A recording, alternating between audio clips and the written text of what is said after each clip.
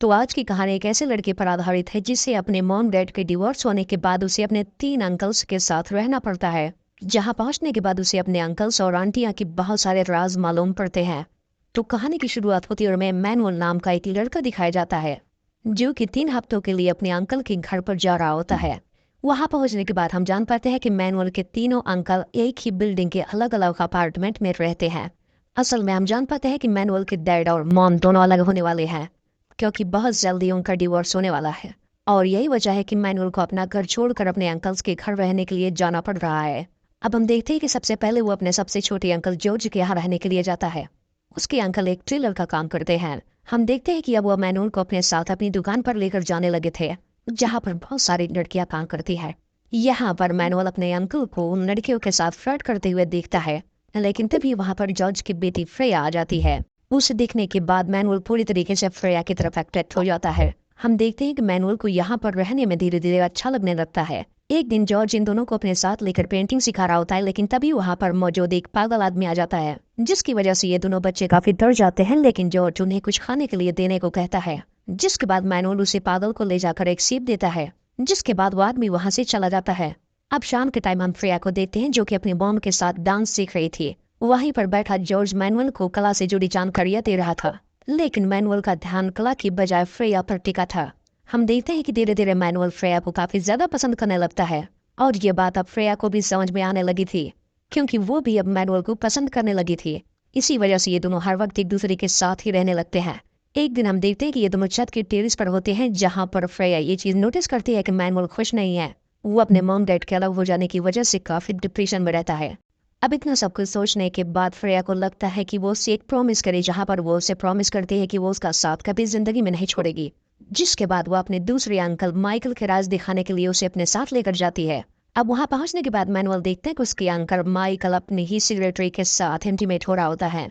असल में हम जान पाते हैं कि माइकल एक गे है और मैनुअल ये सब कुछ देखने के बाद काफी हैरान रह जाता है।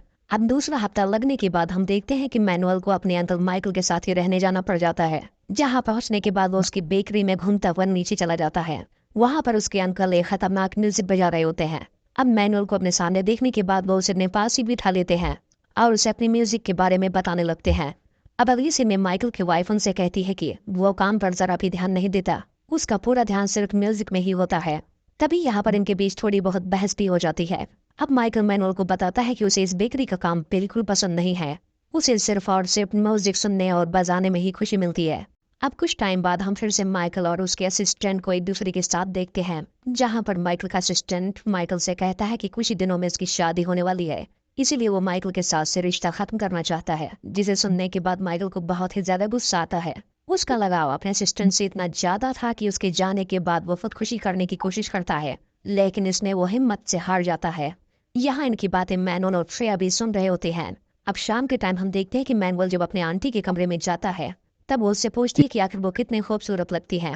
तब उसकी आंटी उससे पूछती है कि क्या वो कितनी खूबसूरत लग रही है उसे पता है, और वो मैनुअल के सामने ही अपने कपड़े उतारने लगती हैं। तब यहाँ पर मैनुअल माइकल के बारे में उनकी वाइफ को सब कुछ सच सच बता देता है, जिसे सुनने के बाद उसकी आंटी बिल्कुल हैरान रह जाती है और ये बात किसी और से भी ना बताने के लिए उसे फोर्स करती है। अब हम देखते हैं कि माइकल की वाइफ माइकल का बहुत ही ज्यादा केयर करने लगती है ताकि उसे किसी भी तरह की कोई परेशानी ना होने पाए, और वो उसके फ्रस्ट्रेशन को दूर करने की कोशिश भी करने लगती है। इधर हम मैनुअल को देखते हैं जो कि अपने सपनों की दुनिया में खोया हुआ था। वो अपनी फ्रेया के साथ बहुत खुश है और वो लोग छत पर घूम रहे होते हैं। तभी अचानक से एक लड़का और लड़की उनके छत से पीछे की तरफ जाने लगते हैं। तभी यहाँ पर फ्रेया उनके बारे में बताती है कि हमारे सबसे बड़े अंकल की बेटी लारा है और उसके साथ उसका बॉयफ्रेंड भी था जो कि छत पर ड्रग्स लेने के लिए आए थे। तभी नीचे से चीखने की आवाज आने लगती है। तभी ने वहाँ पर पता चलता है कि इनके अंकल माइकल की मौत हो चुकी है, जिसकी वजह से पूरे घर में अब अफरा तफरी मच चुकी थी। यहाँ पर माइकल के दोनों भाई आकर उसे देखने लगते हैं और इस बात से उन्हें समझ आ जाता है कि माइकल को दिल का दौरा पड़ गया है, लेकिन ये लोग बहुत ही मशक्कत करने के बाद माइकल की जान बचा लेते हैं। अब हम देखते हैं कि मैनुअल का तीसरा हफ्ता लगने के बाद उसे अपने दूसरे वाले अंकल के घर से जाना पड़ जाता है, जिसके बाद वो अपने तीसरे अंकल एंथोनी के घर पे पहुंचता है, जहाँ पर वो अपने अंकल और आंटी और सारे घर के लोगों को बहुत परेशान करता है। अब कुछ टाइम बीत जाने के बाद मैनुअल के डैड उसे फोन करते हैं और उसे कहते हैं कि वो बहुत जल्द उसे लेने के लिए आएंगे। अब यहाँ पर मैनुअल पता पाता है कि एंथोनी के घर में एक कमरा है जहाँ पर किसी को भी जाने की इजाजत नहीं है, लेकिन अब मैनुअल और फ्रेया घूमते हुए उस कमरे तक चले जाते हैं जहाँ पर एंथोनी पहले से ही उस कमरे में मौजूद था। लेकिन वो अपने पर्सनल रूम में इन दोनों को देखने के बाद इन दोनों के ऊपर गुस्सा नहीं करता और वहां पर रखी अपनी पर्सनल चीजों से उन्हें रूबरू कराने लगता है। तभी यहाँ पर एक लड़की आती है जो कि मैनुअल के अंकल से बताती है कि वो उनके डैड को और नहीं संभाल सकती, यानी मैनुअल के दादा को। वो बहुत ही अजीबोगरीब बातें करते हैं। असल में हम जान पाते हैं कि एंथोनी के डैड बहुत बीमार हैं और उनकी देखरेख का काम यही लड़की किया करती है। अब शाम का टाइम होता है जहाँ पर ये लोग डिनर कर रहे होते हैं।